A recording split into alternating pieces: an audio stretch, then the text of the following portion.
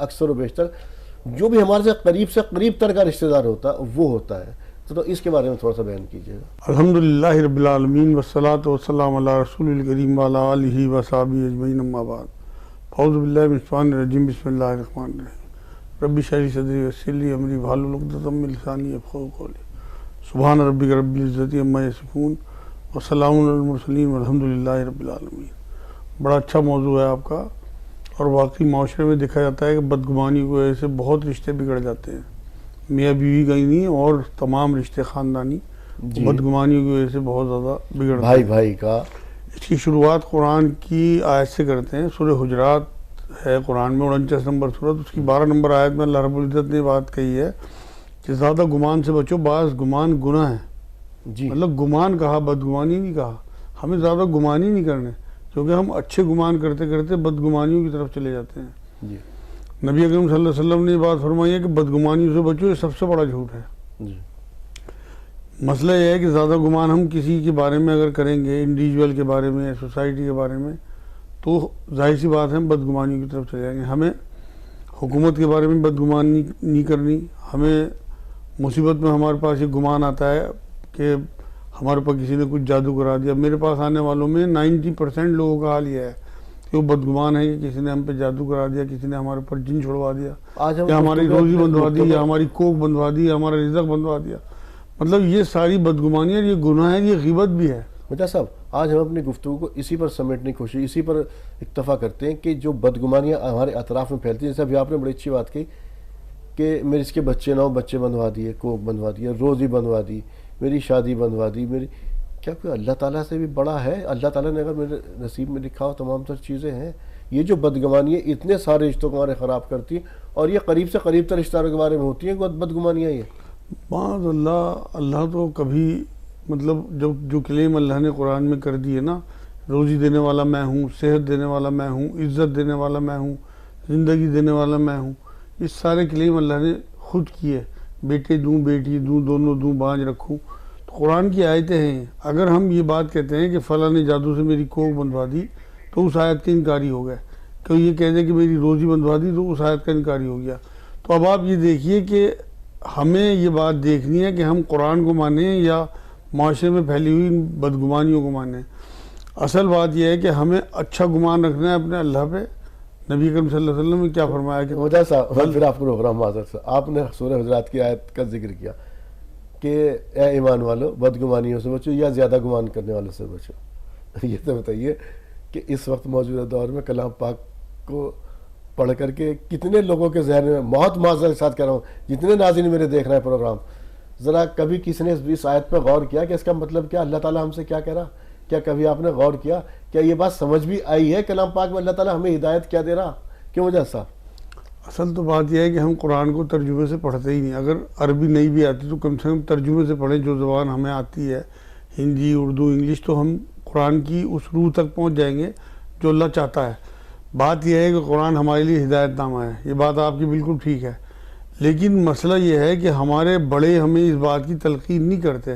اب الحمدللہ لوگوں میں بیداری آ رہی ہے، لوگ قرآن کی طرف آ رہے ہیں، تو یہ مثبت چیز ہے.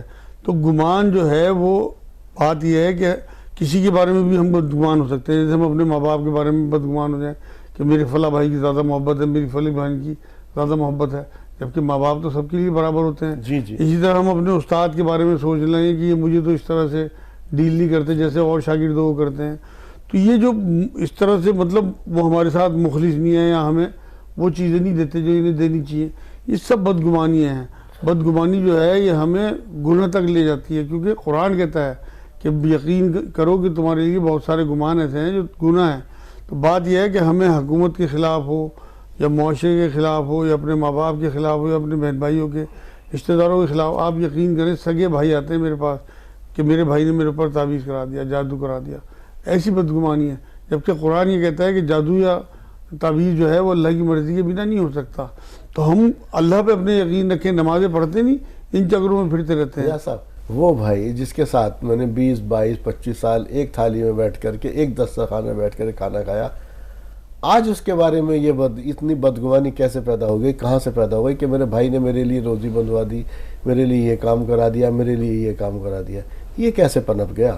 اصل میں یہ سب ایمان کی کمزوری ہے. ہمیں جب تک آخرت کا یقین نہیں ہوگا نا، ہمیں اس بات پہ یقین رکھنا ہے کہ جو ہماری تقدیر اللہ نے لکھ دی، تمام دنیا مل کے ہمیں اتنا ہی نقصان پہنچا سکتی ہے جتنا اللہ نے لکھ دیا، تمام دنیا مل کے ہمیں اتنا ہی فائدہ پہنچا سکتی ہے جتنا اللہ نے لکھ دیا. یہ حدیث پاک ہے. لیکن ان حدیثوں پہ یقین بھی تو ہونا، ہمیں معلوم تو ہے لیکن بھروسہ، یقین. آپ کو میں مثال ایسے دوں، اگر آپ کو پتہ لگے کہ اسٹوڈیو کی زینے میں آگ لگ گئی تو آپ کھڑکی سے کود جاؤ گے، اس سے نہیں جا سکتے پیڑیوں سے. اس کی وجہ یہ ہے کہ آپ کو پکا یقین ہے کہ وہاں آگ لگی ہوئی ہے. جی.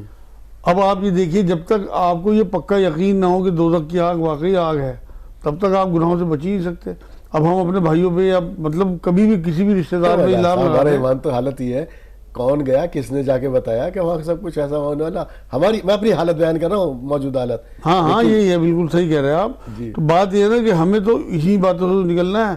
اب یہ جو بدگمانیاں ہیں یہ ہمیں غیبت کی طرف لے جاتی ہیں. ہم دوسروں کے اوپر الزام، بہتان لگاتے ہیں، جھوٹ بولتے ہیں، دھوکہ دیتے ہیں لوگوں کو.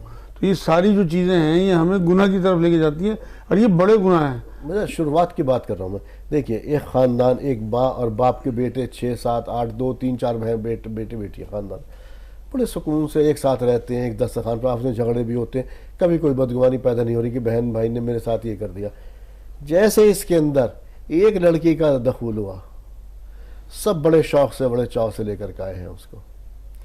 اب اس کے بارے میں چند دنوں کے بعد ہی جب محبت ڈیوائیڈ ہوئی، محبت ڈیوائیڈ ہونی ہے نا، اب یہیں سے بدگمانیوں کا سلسلہ شروع ہو جاتا ہے کہ یہ اپنے گھر پہ بات کر رہی ہوگی، ہماری باتیں وہاں پہنچا رہی ہوگی، یا ہمارے بیٹے کی جو کمائی ہے وہ اپنے گھر والوں کو دے رہی ہوگی. یہ ساری بدگمانیاں ہیں. یا بہو اگر لڑکے کو، دلہن یہ سوچتی ہے لڑکے کو اگر دیر ہو جائے پتہ نہیں کہاں ہوں گے، پتہ نہیں کسی رات ہوں گے. کوئی بال اگر اس کی کوٹی پہ اور کوٹ پہ مل جائے کہ پتہ نہیں کس لڑکی کے ساتھ ملوث ہوں گے. وہ تو ایک الگ چیز ہے. ساس کے معاملے میں بات کی نا کہ پتہ نہیں اگر لڑکی اس کی دلہن یا اس کی بیوی فکر کر رہی ہے، پتہ نہیں کہاں ہے، اسے 4 دن کی آئی کو بہت فکر ہوگی. ہم نے اپنے سب بدگمانی ہیں ساری. یہ سب چیزیں رشتوں کے اندر درار ڈالتی ہیں، دوریاں پیدا کرتی ہیں. جی. اسی طرح سے مطلب ساس ہیں، نندے ہیں، ان کے بارے میں نہیں آنے والی بدگمانی کرتی ہے. یا ساس اپنی بہو کے بارے میں بدگمانی کرتی ہے کہ میرے بچے کو کیپچر کر رہی ہے، اپنے مٹھی میں لینا چاہ رہی اپنے اقتدار کی وجہ سے. یہ سب بدگمانیاں ہیں اور یہ گناہ کی طرف لے کے جاتی ہیں. آپ یقین کریں ہمارے ایمان پہ ضرب لگانے والی چیز ہے. تو اس لیے ہمیشہ ہمیں زیادہ گمان یا زیادہ بدگمانیوں سے بچنا ہے، اپنے ایمان پہ نظر رکھنی ہے، اپنے اللہ پہ توکل رکھنا ہے. بات یہ ہے نا کہ ہم جس معاشرے میں رہ رہے ہیں کہ اس معاشرے میں ہمیں 1400 سال پہلی تعلیمات ہمیں یاد رکھنی ہے. نبی کریم صلی اللہ علیہ وسلم نے آخری خطبے میں کیا بات فرمائی؟ ایک دوسرے کی جان، ایک دوسرے کا مال، ایک دوسرے کی عزت تمہارے اوپر حرام ہے. اب جب ہم کسی کے اوپر بدگمانی کرتے ہیں کہ اس نے ہمارے اوپر جادو کرا دیا یا ہمارا سامان اپنے گھر پہنچا رہی ہوگی مائکے میں، تو لازمی بات ہے کہ ہم اس کی عزت اتار رہے ہیں. اور آپ یقین کریں، ایک بار نبی اکرم صلی اللہ علیہ وسلم نے کعبے کی طرف اشارہ کر کے یہ بات کہی تھی کہ مجھے تیری بے حرمتی منظور ہے بنسبت کسی مومن کی حرمت کے. آپ یہ دیکھیں کہ کتنی بڑی بات ہے، کیونکہ مومن کی جو شان ہے نا وہ اللہ کی نظر میں بہت اونچی ہے. تو اس لیے اس مٹی کے گھر کو یہ بات کہی کہ تیری بے حرمتی مجھے منظور ہے بنسبت کسی مومن کی بے حرمتی کے. مجھا صاحب، جیسے میں نے ابھی بات کی تھی کہ شروعات کہاں سے ہوئی، جب ہم لے کر کے آئے گھر کے اندر، جیسے میں کہہ رہا ایک خاندان ہے، ایک پریوار، ایک ماں باپ کی اولاد ہے، ان کے اندر کوئی آپس میں بھی تفرقہ نہیں، کوئی بدگمانی نہیں، کس طرح کا ایک دوسرے بھائیوں جھگڑے بھی ہوتے ہیں، تمام سب باتیں ہوتی، تب اس طرح کی چیزیں نہیں پیدا ہوتی. ایک عورت کے گھر کے اندر آتے کے ساتھ ہی جو جھگڑوں کی شروعات ہوتی ہے کہ وہ جھگڑوں کی شروعات نہیں، بدگمانیوں کی شروعات ہوتی ہے. ابھی اس نے کوئی بات کرتے ہوئے دیکھا کہ بھائی پہلے تو وقت نہیں دیتا تھا ابھی اتنا، بہن نے جا کر کے ماں سے کہا. کون ہوئی وجہ کہ اب تو بھائی ہمیشہ بیوی کے پاس ہی بیٹھ رہے تھے. ارے بھائی وہ بھی تو اسی کے سہارے آئی ہے، سب کچھ سارا وجود چھوڑ کے، سارے گھر والوں پورا خاندان چھوڑ کے اسی کے لیے آئی ہے نا.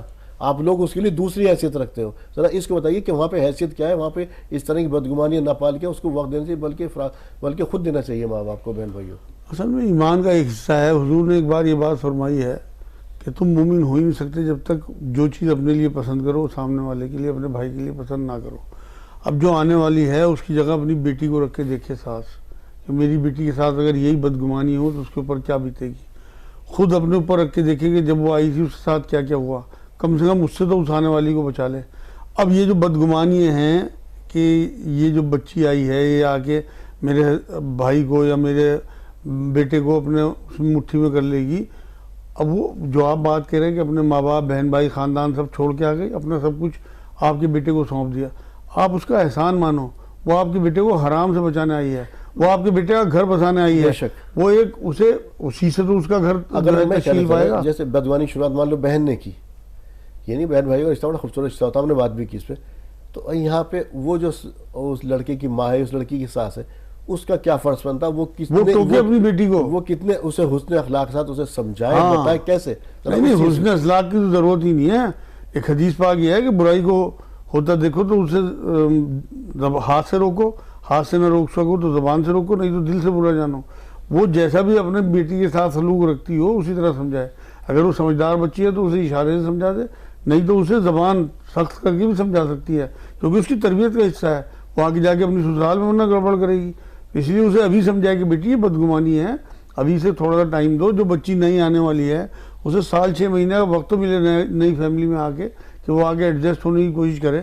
اب وہ صرف ہسبینڈ کے سہارے آئی, اب ماں باپ بہن بھائی بھی نہیں ہیں, اسے فون تک نہیں کرنے دیتے. میرے پاس ایسے کیس آتے ہیں, لوگ جو میرے پاس آنے والے بتاتے ہیں کہ جی پابندی لگا دی بچی پہ کہ اپنے گھر فون نہیں کر سکتی. بہت ہی آگے تک پہنچ گیا. میں تو ابھی کہہ رہا ہوں, اگر اس بچی کو وہ ماں یہ کہہ کے سمجھائے کل کو تیری شادی ہوگی, جب تو دوسرے گھر جائے گی, تیری ساس نے اگر تجھے اس طرح سے ٹوک دیا تو تیرے دل پہ کیا گزرے گی. اب تو یہ سوچ, اس جگہ اپنا آپ کو سوچ, کیونکہ جو اپنے لیے پسند کرو وہ دوسرے کے لیے پسند کرو. یہ حدیث پاک ہے, اور یہ کہا کہ ایمان ہی مکمل نہیں ہو سکتا. اب آپ یہ دیکھیے بدگمانیوں کا حال یہ ہے کہ سورہ نور ہے قرآن میں, اس کی 12 نمبر آیت میں حضرت عائشہ پہ بہتان کا معاملہ.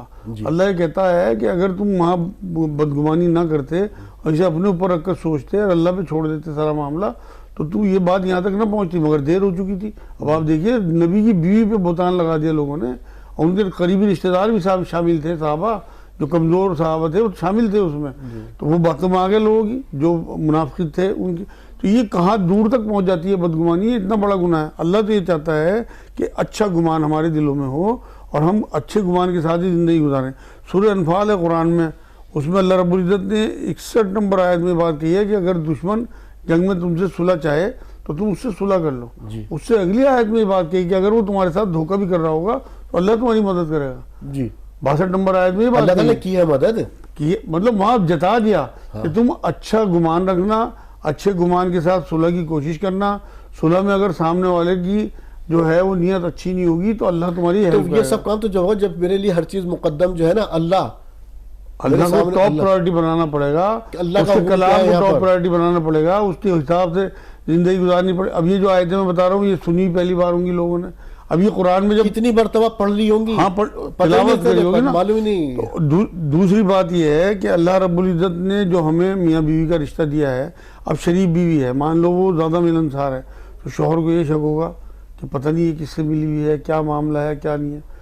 اسی طرح سے بیوی ہے, مان لو شریف شوہر ہے, آنے میں دیر ہو گئی, پتہ نہیں کس کے ساتھ ہوں گے کیا ہوگا. یہ سب بدگمانی ہے. جب تک اب آپ آنکھوں سے نہ دیکھ لو اپنی بیوی کو یا اپنے شوہر کو کسی بدفعلی میں, آپ الزام لگا رہے ہیں, آپ بدگمانی کے گناہ میں جی رہے. ابھی ہم خاندانی ہم جو ہے اس ایپیسوڈ میں جو خاندان کے اندر کی جو اطراف کے رشتے ہیں نا, وہ جو اس بدگمانی سے کیسے خراب ہوتے ہیں اس کے اندر اسی کے اوپر اکتفا کرنے کی کوشش کرتے ہیں. ان کی کیا کیا برائیاں پیدا ہوتی. اب مان لیجیے وہ لڑکی آ گئی, اب یہاں سے اب اگر اس کی ساس سمجھدار ہے تو جیسے ابھی آپ نے کہا کہ اسے سمجھائے گی, یا اسے اپنی جو اس کا طریقہ اپنی بیٹی کے ساتھ اس طرح سمجھائے گی. لیکن اگر وہ اکثر و بیشتر دیکھا جاتا کہ ساسی نہ سمجھ ہوتی ہے, وہ اکثر و بیشتر کبھی کبھی اپنے بدلے نکالنے کی کوشش کرتی جو اس کے ساتھ ہوا ہوتا ہے. اور اگر وہ بھی نہیں نکالے گی نا, تو اگر اس نے کوئی نہ سمجھے کا ثبوت دیا تو اس کی کوئی گمان پال لیا اور وہ اپنے رشتہ دار اپنے بھائی سے کہنا شروع کر دے گی.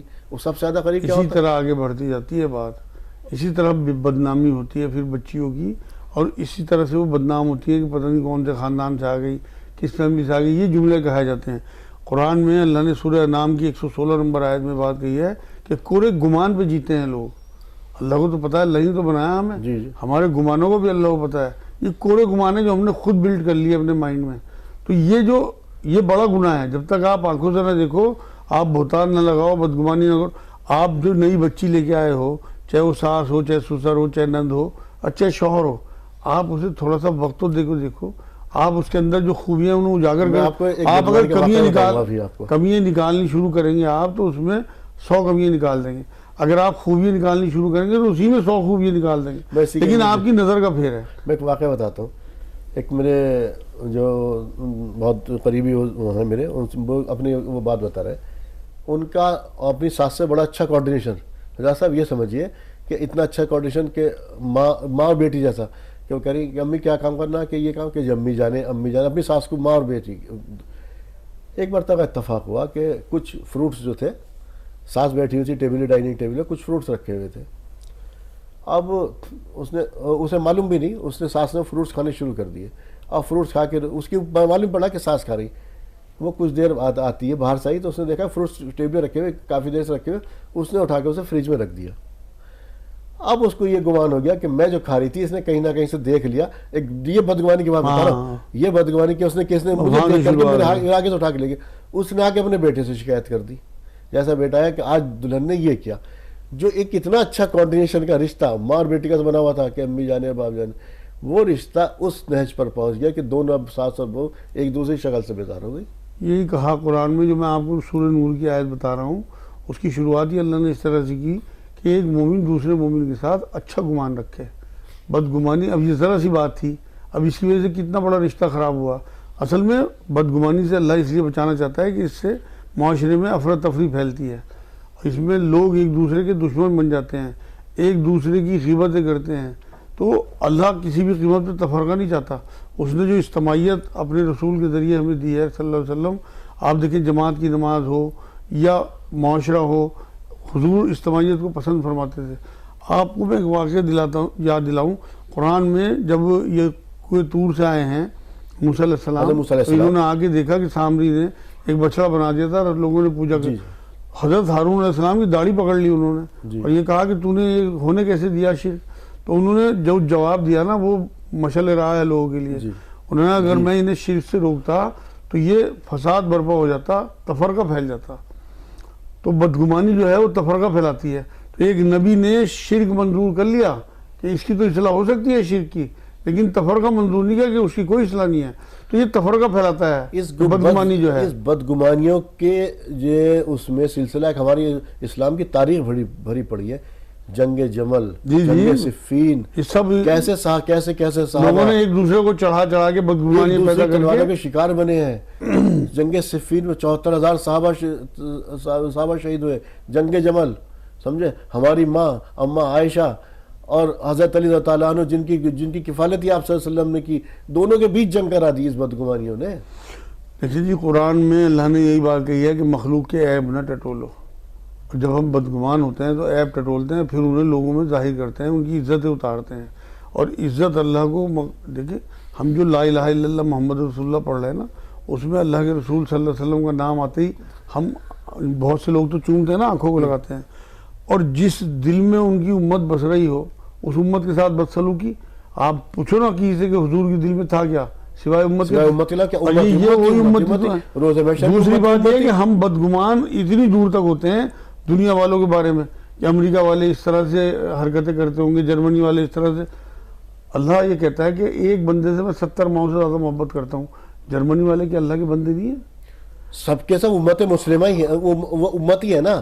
میں وہی بتا رہا ہوں آپ کو، ہم یہ سوچتے ہیں کہ عرب کے لوگ ایسے ہی عیاش ہوں گے، ہمارے ہندو بھائی جو ہیں یہ کرتے ہوں گے، ہمارے سکھ یہ کرتے ہوں گے۔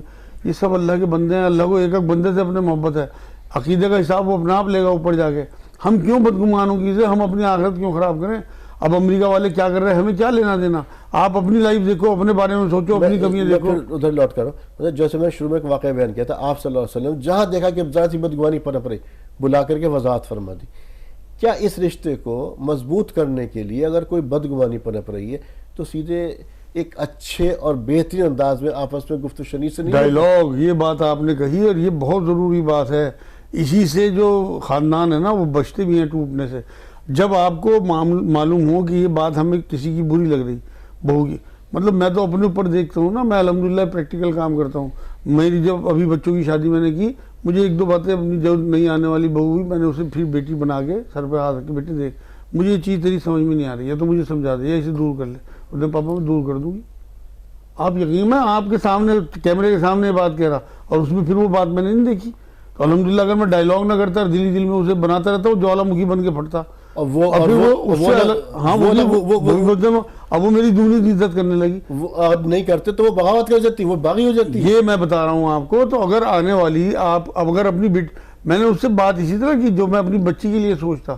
تو میں جب مجھے بیٹی بنا کے لایا ہوں, میں نے ان کے پیرنٹس سے دونوں بہوؤں کی بات کہی تھی کہ آپ یہ نہ سمجھو کہ میں انہیں بہو لے جا رہا, آپ یہ سمجھو میں بیٹی لے جا رہا. اب میں اگر اپنی بیٹی کو ڈانٹ سکتا ہوں یا کچھ سمجھا سکتا ہوں یا کہہ سکتا ہوں تو وہ میری بیٹی ہی تو ہیں. اگر میں ان کا دیکھیں دوسرے آپ کی بیٹی کہیں اور چلی گئی, ان کی جگہ سے چلی. دوسری بات یہ ہے میری دینی بہنیں بھی ہیں, وہ ان کی خیر خواہی چاہنا ان کا حق ہے. جو 6 حق ایک مومن کے دوسرے مومن پہ ہیں ان میں خیر خواہی چاہنا. تو وہ جو میں نے اس سے بات کی ہے یہ اسی لیے میں لوگوں کو بتا رہا ہوں کہ اگر آپ ڈائیلاگ کریں گے اور کمرے میں بیٹھ کے بند کمرے میں آپ اپنے معاملے سلجھائیں گے تو آپ یقین کریں بالکل. ابھی میرے پاس پچھلے ہفتے ایک بچہ آیا کہ اللہ جی ہمارے گھر میں بہت زیادہ ہنگامہ ہو رہا اور ہمارا بھائی جو ہے وہ ہم سے بدزن ہو گیا کسی بدگمانی کی وجہ سے, اور ہماری بہنیں بھی بدزن ہو گئی جب سے میری شادی ہوئی. میں نے اسے کہا میں نے بیٹا تو جا اور اپنے بھائی کو الگ کمرے میں پکڑ لے یا مسجد میں پکڑ لے اور اس سے بیٹھ کے اس سے معافی مانگ کے, تو چھوٹا ہے بھائی میرے سے کوئی غلطی ہو گئی ہو تو میم مجھے معاف کر دیجیے, میری بیوی سے غلطی ہوگی تو اسے بھی میں کہوں گا کہ وہ آپ سے معافی مانگے گی. ابھی میں نے کل ہی آتے ہوئے اس سے پوچھا کہ ٹھیک ہو گیا سب, کہنے جی بالکل ٹھیک ہو گیا. اب وہ اگر میرے تک نہ پہنچتا اور اسے معاملے کو بڑھاتا جاتا تو ان میں آپس میں اتنی کشیدگی ہو گئی تھی کہ وہ دکانیں تک الگ الگ کرنے چکر میں تھے. جی جی اب ماں باپ ہے نہیں ان کے, وہ بڑا بھائی وہ ان کا کفیل, کہیں سے کہیں بات پہنچ جاتی. تو یہ الحمدللہ ڈائیلاگ سے بہت ساری چیزیں سالو ہوتی. ہم نے جانا کہ بدگمانی سے کس طرح سے رشتے خراب ہوتے ہیں اور کس طرح سے سنوارے جا سکتے ہیں.